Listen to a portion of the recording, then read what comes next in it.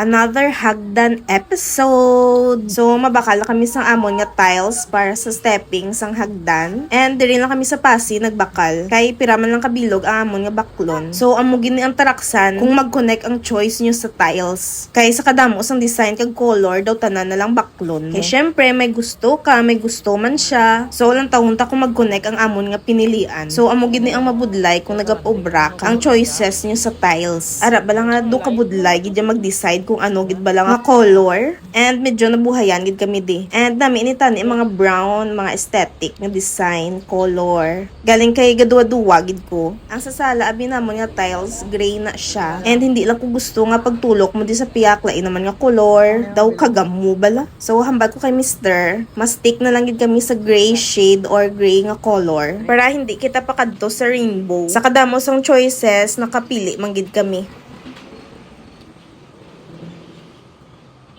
And this is our final decision. Bali, amo ni siya ang sa steps niya. And ari naman ang sa landing niya. So, shade of gray lang gid kami para mag-connect sa sala namon nga tiles. And fast forward, natakod na siya. Pero wala pa ni siya nag-ground. And amo ni ang iyang itsura. And handrails na lang di ang kulang. So, until our next hagdan journey. Bye-bye!